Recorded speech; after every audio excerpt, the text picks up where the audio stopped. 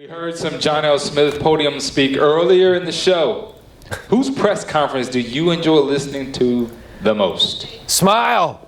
Smile. Why don't we run that sound again? That's like the best soundbite you'll ever hear on this show. John L. Smith, it's hard not to enjoy a guy who tells the reporters to smile. I like Steve Spurrier, news conferences. Fellas, take a listen to this real quick. Yeah, go. We have it? John L. coming. Yeah, okay. John L. Smith. This was him yesterday. Smile! Smile! Again, that's my new ringtone. Who you got? Who you like to listen to? Mike Leach. Mike Leach is good. I like Nick Saban as long as he's not lecturing. How do you like Nick Saban? Mac Brown's very easygoing. Look, post-game comments are a lot different than Monday or Tuesday news conferences too. If we're talking post-game, Like less. maybe a Dabo Sweeney, maybe a Bo Pelini. You never know what's going to happen there. Jim Moore has proven to be very witty in his short time at UCLA. A bit of a shakeup in the polls, but at the very top, Alabama left no doubt that they are the undisputed #1 team. 52-0. They absolutely obliterated Arkansas. It was a Razorbacks team playing without Tyler Wilson. Wilson, after the game, was critical of his team's effort. 7 Eastern on ESPNU. Rutgers out of the Big East, 3-0. Arkansas reeling back-to-back losses to Alabama and Louisiana Monroe. Here's the ball game. Browning being chased, finds a lane. He's got the first down, making his way to the end zone. Touchdown! Louisiana Monroe has pulled off the upset. Jakes to Andrews. Andrews going back to Jakes. He walks in, and Western Kentucky wins the game. Last couple of weeks on ESPNU, we have been lucky to see some upsets. Rutgers, Arkansas, maybe the Scarlet Knights can go into Fayetteville, make it 3 in a row. We saw Louisiana Monroe out of the Sun Belt knock off Arkansas. We saw Western Kentucky out of the Sun Belt knocking off Arkansas. Coach Hutsworth, we got to get you on one of these ESPNU games. I'm telling you, we need to do that. Great for our conference, and just to have 2 wins over the SEC in the first few weeks of the season, taking another team to overtime, and the 4th SEC game that the Sun Belt played, very competitive, 6-point game, and then wins against Conference USA and the MAC. The Sun Belt, to me, is one of the top non-AQ conferences in the country. And it's not your team, but Louisiana Monroe against Arkansas, down by a fairly significant margin. Most people from the outside say, okay, this game is over. They're up against an SEC team. What is it that goes into the dynamic of that halftime speech or whatever it might be that allows kind of the belief there that, hey, even if it's an SEC team, a top 10 team, you can still do this? Well, once again, you preach to your kids, you train them year-round, you preach to them year-round, play 4 quarters, outwork people, and you try to instill a mentality that, hey, anybody, anywhere, any place, you've got a chance to win every week if you outwork people.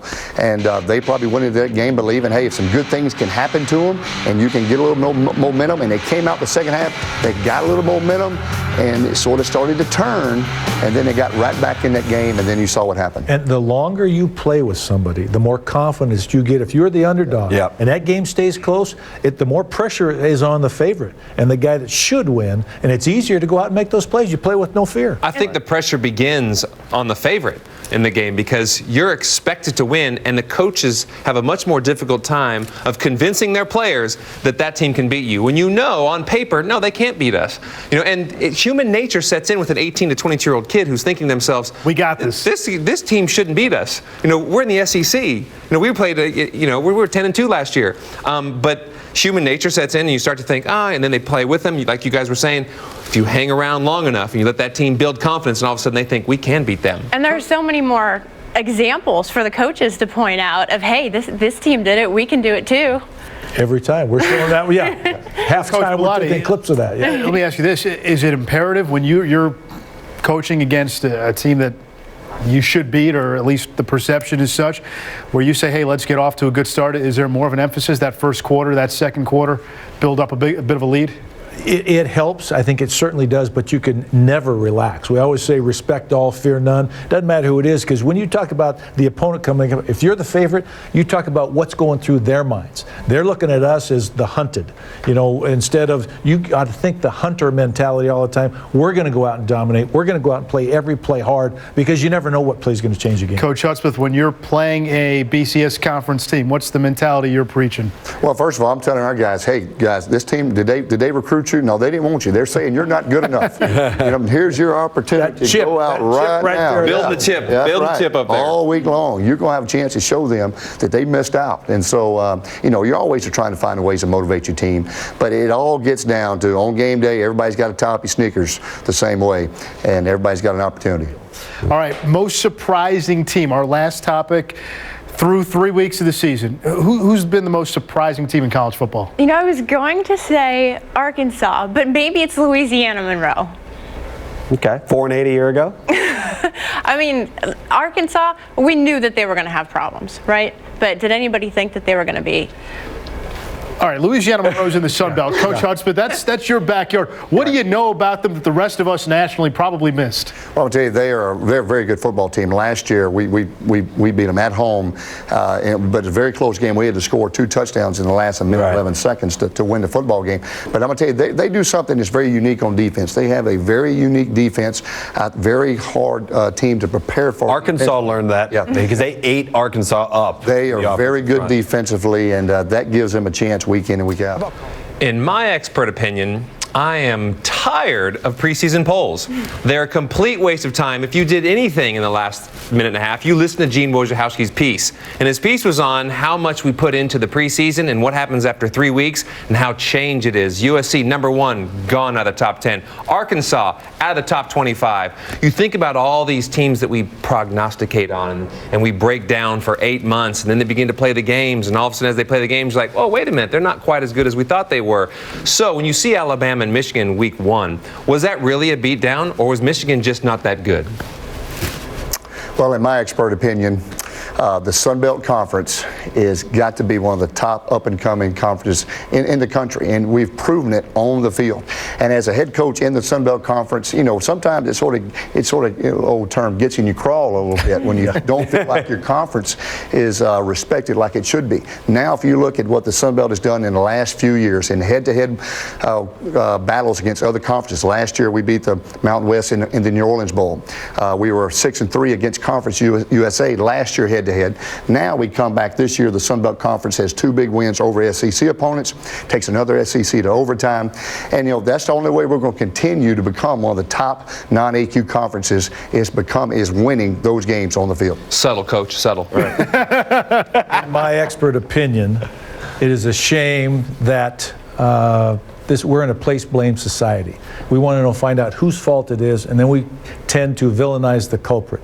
That leads to evaluation and ultimately criticism of players, by players themselves, and by coaches. That should take place in the locker room. When we step in the public eye, we should be positive about what we can do and what our teammates can do and what our opponent accomplished, not about who made the mistakes for us, who's at fault, because that will happen anyway. Be positive. Stay positive in terms of the way you deal with your athletes and your teammates. Game. Before we go, I have to get your reaction to Arkansas coach John L. Smith addressing the media ahead of their game with Rutgers on Saturday. They, of course, are coming off that 52-0 pounding at the hands of Alabama. Watch this. You guys act like it's... Pick it up a little bit, okay? Get your chin up. Smile. Smile. Okay? Dang, you guys, all right? If not, I'm not talking. Let's get rolling. Okay. Rutgers coming to town this week. All righty. I'm smiling. I'm smiling too out of fear. What do you make of that? You know, you got to smile when things are bad, but when things are really bad, this is how you smile. So that's normal. That's natural. I'm smiling. Strange. Can you imagine the news conference if Rutgers goes in to Fayetteville and wins against Arkansas? I wouldn't want to be there for that. Yeah, but you know what? The concept of you can either be miserable or you can choose to be happy. I think that's what he meant. So the concept I agree with. The smile needs some work. What I'm saying is Arkansas was right there among the best teams in college football a year ago, and you don't come out and play in this game the way that they played. What's the good solution for the rest of the season? Pick it up a little bit. Okay? Get your chin up. Smile. Smile. Dang, you guys all right? If not, I'm not talking. It's not just the players who are feeling pressure after the loss to Alabama. High expectations weigh heavily on everyone's shoulders. Our goal is definitely to win a league championship. But we all have to be accountable. We all have to go to the field. We all have to get our jobs done. And that's something that we talked about, as a football team. We just have to get back on track with a win. Tonight on ESPNU, the Reeling Hogs look to bounce back against the unbeaten Scarlet Knights. Here's 9. Touchdown, Arkansas. Electrifying junior tailback Niall Davis looks to get the wheels turning for the Razorbacks against one of the nation's stingiest Ds. While sophomore burner Juwan Jamison carries the load on offense for Rutgers. Juwan Jamison, first down and more. Touchdown, Rutgers. Rutgers battles Arkansas tonight at 7 on ESPNU. Already early about Arkansas, and they're kind of backed into a corner. Here comes a Rutgers team that can get after. Juwan Jamison has the ability to make plays. Tim Wright on the outside. This Rutgers team, I think, is not only playing offensively, but they're going to challenge this offense from Arkansas. Wilson is expected back. You wonder how he'll be in the right frame of mind after what happened last week, not just missing the game, but the comments after the game. Yeah, Rutgers is physical, Kirk, but how much respect do you think for Rutgers they have in the SEC in Fayetteville? Not a lot. So it's a huge game, and after Tyler Wilson's words following that shutout loss to Alabama, do I feel that at times we gave up out there? Absolutely. As a leader, it sucks to see people not do their jobs and things go wrong. He didn't play in the game, but he says it's his job to, quote, keep everyone in this organization and this locker room together. Now, some would say that's more the head coach's job than the quarterback's, but Wilson stepping up and being a leader, calling out some defensive teammates. I don't know, Kirk. That's not being a leader. That's not. No. You do that in the locker room. You don't go out and publicly address anything that has to do with the football team. It's just like with Jay Cutler and what he did. And then one of his teammates came out and called him out. That's stuff that needs to be held inside a locker room. So I don't call that being a leader. I call that just losing your composure and being frustrated. How he responds today. Let's Arkansas can win this game. I'm going to call the upset here for Rutgers to win because I think it just can't get any worse. Yes, it can. But if they win this game, they play 6 unranked teams. They could get on a good roll if they win this game today. I think he's got to be the leader because John L. Smith apparently isn't doing what he needs to do either. I mean, this is a tough situation. Tyler Wilson's been there longer than John L. Smith. Sure. I mean, he needs to be the voice of reason. I'm okay with calling guys out, but one thing you don't ever do. But no, one thing you don't ever do is call out effort or we quit. That's something that's hard to measure. You got whipped.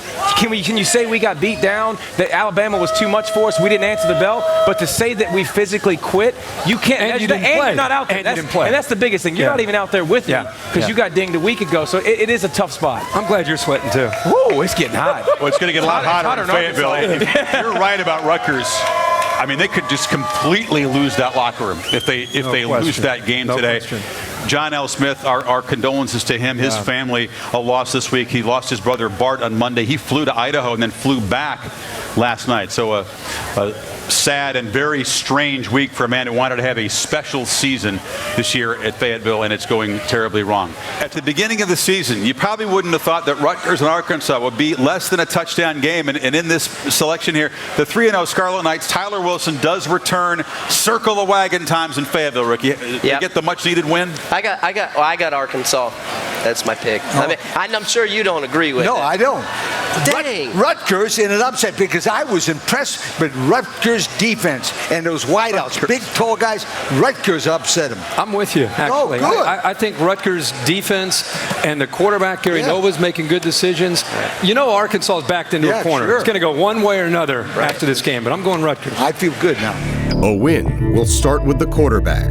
The bright spot buried in a tough week of football for the Razorbacks is the return of Tyler Wilson at starting QB. With his concussion behind him, he's been cleared to play, and his family is ready to watch him take the helm. Let's move out. Bye, Jet. We'll see you in a little bit. For the Wilsons, the 2-hour drive to the university feels a little longer with the taste of an Alabama loss lingering and the urgency of a win against Rutgers looming. Everything ready. Every bit of spirit helps.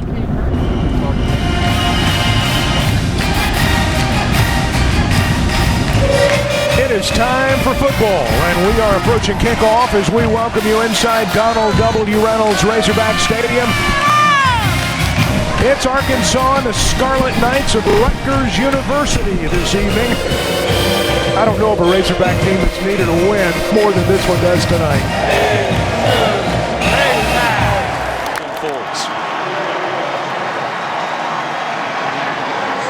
Rutgers winning the toss. They have deferred, so Arkansas will start with the football. Dennis Johnson, Arkansas's all-time leader in kickoff return yards. Over 2,600 in his career and 3 touchdowns. Back to return.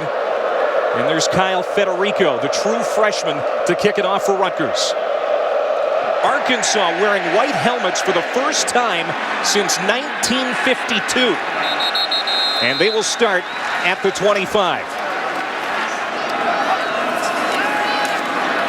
Wilson down the middle of the field.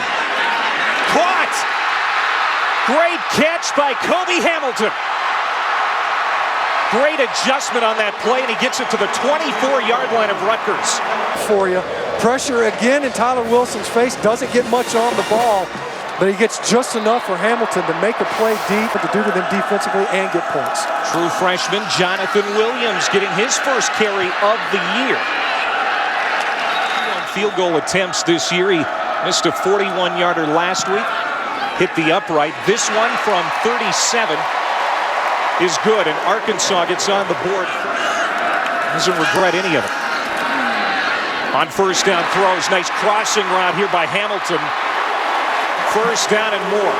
Into Rutgers territory to the 44-yard line. Third down and 3. Plenty of time to throw. Another completion. Chris Gregg with the first down.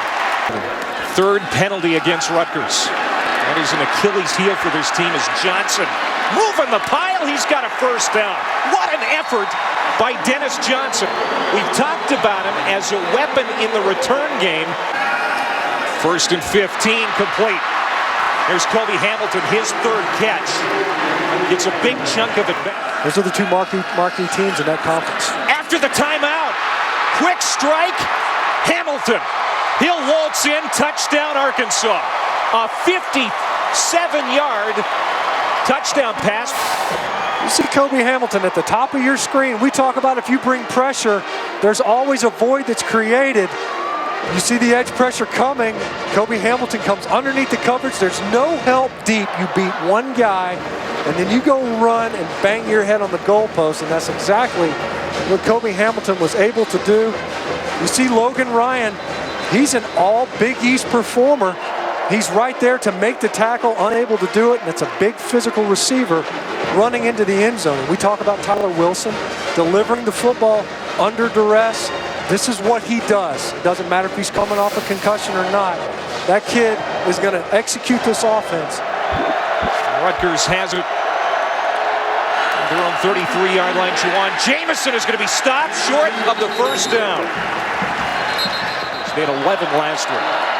Nova hands off to Jamison. Hit, and he goes down at the 41. Alonzo Highsmith, maybe the best linebacker Arkansas has through the first 3. Rutgers 42% this year on third down, but it's not happening this time. Dumped at the 15 for a loss of 4. It's Ross Rassner's the one that gets in there. He gets the penetration.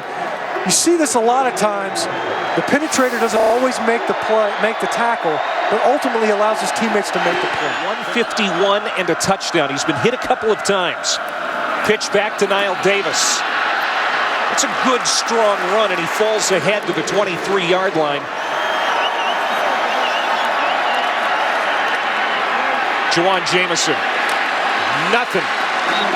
It's a pep rally earlier this week. The students getting the word out via Twitter, via email, and when the players showed up to practice, there were a bunch of students saying, hey, we're behind you. You know, that says something, I think, about this campus. You know, they're not ready to jump off the boat just yet. Something Tyler Wilson talked about, people jumping off the bandwagon. It seems as if the student body got the message as well to get behind their home teams.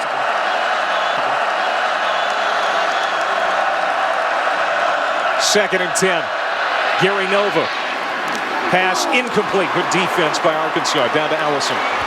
He's got 4.4 speed. After he made that catch, there was no chance Arkansas was going to get him.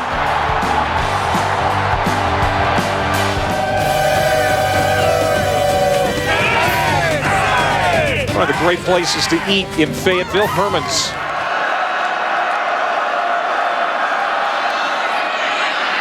And bounce out there again as Jamison, and Arkansas was ready for it. First and 10. And the Arkansas 33 sets to throw over the middle. Has a man caught at midfield. There's Hamilton. Something that is relatively uncommon. Big completion there. Goes to the air again. Caught on the outside by Hamilton. Has room, beats his man, and then gets tripped at the last moment. Crocker 1 for 1 tonight. And they do get points on the board, but boy, that's got to be an empty feeling for both Tyler Wilson and Mikhail McKay. Two big plays. Arkansas thinks they have Rutgers on their heels. The defense holds them to a field goal. That's like a victory.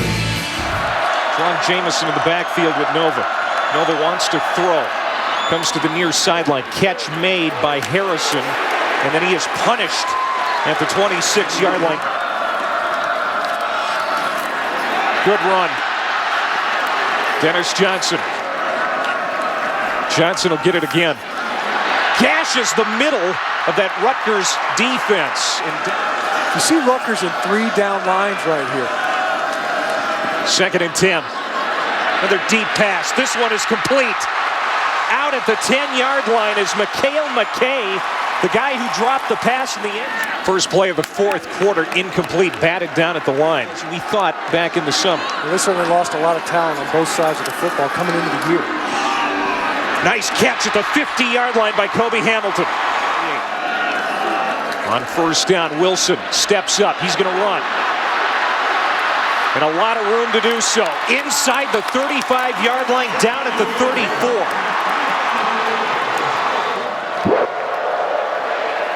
Wilson. Man wide open. Caught by Wilson. Inside the 10. The goal to go for Tyler Wilson. He's got Kobe Hamilton at the top. To the end zone. Touchdown.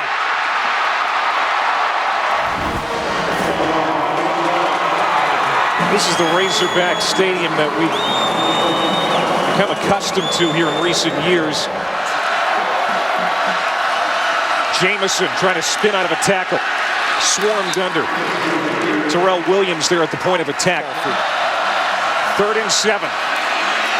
Trying to cut back is Jamison, and he's going to be dumped for a big loss. It's a loss. Caught at the 40. Kobe Hamilton. No one's going to stop him. An 80-yard touchdown catch. And Arkansas is a 2-point conversion away from tying it up. Let me go back to the touchdown. Let me see at the top of the screen, rather. He's here, and they're going to bring the pressure. He's actually the inside receiver. They actually brought pressure. We were talking about it. They've got 3 down linemen. They're going to just play coverage. Not there. They actually brought 5. And Kobe Hamilton just been able to beat the defender. We talk about it. He's not just a big guy. He's got some ability to separate. It's a mismatch in coverage, really, with Kasim Green trying to run with an inside receiver when you blow out their formations. Gary Nova just dialing it up and dropping some bombs in what is supposed to be a ball control offense. Possession game now with 7:20 to go. Touchdown catch for Harrison, his 2nd touchdown of the season. They're down here by 9 points. Game's getting long in the tooth. Wilson, plenty of time to throw over the middle. Great catch. Going up and bringing it down, Brandon Mitchell. Down here and keep burning this clock. Jamison, stop behind the line of scrimmage and dumped. With 3 straight losses. And a national title contender back in August. Tyler Wilson considered maybe a Heisman candidate, perhaps the front runner for the award when the season started. All of those dreams have gone away. What a nightmare 3 weeks it's been for the Arkansas Razorbacks.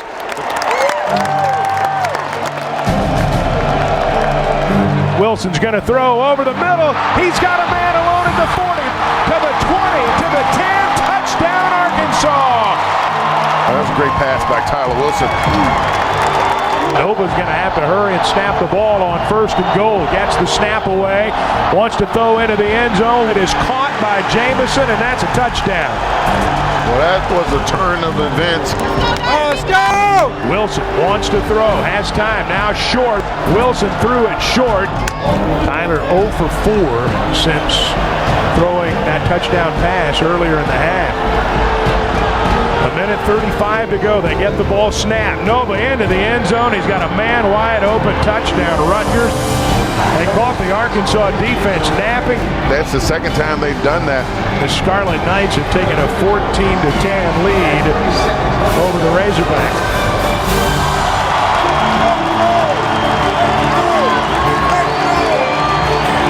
After really a silent second quarter from an offensive standpoint, will the Razorbacks be able to get it on track in the third quarter?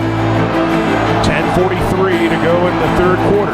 Offset I formation, receiver screen, right side. Coleman breaks the tackle and he's gone. The 30, the 20, the 10, touchdown. Rutgers has scored 21 unanswered points. And it's a touchdown. It is a 28-13 Rutgers lead now. And the Razorbacks find themselves with their backs to the wall. Wilson to throw to the sideline. Demetrius Wilson alone at the 15, inside the 10. They drag him down at the 8. Somebody gave Tyler Wilson a good cup of coffee. He's up now. Wilson's in the shotgun, over the middle. Pass complete at the goal line. Touchdown, Arkansas. Kobe Hamilton. And the game is not over yet. 12:36 to go. We've got a ball game, 28-20. Rutgers is on top. Wilson's going to throw out of an empty set. Tyler winds up over the middle, complete at the 40, to midfield, to the 40, to the 30. Kobe's going to go to the 20, to the 10. Touchdown, Arkansas! I'll tell you one thing. This is the offense that we knew that Arkansas could run. Hope that a miracle happened, but you're only 2 points down. Nova's in the shotgun, gets the snap, has time, deep fade down the right sideline, wants Harrison, caught at the 30, at the 20, at the 10, touchdown Rutgers. Oh goodness. The Rutgers Scarlet Knights have come to Fayetteville and beaten Arkansas. And the Razorbacks have lost 3 in a row. It's tough. I mean, it's tough. It hits you hard, no question. But you got to look in the mirror every day and say, did I give it everything I had? Yes. At this point, it's about salvaging what we can salvage. This is my final go here at the University of Arkansas, and so every game I step out there on that field, I want to leave a little bit of me out there, a lot of me out there.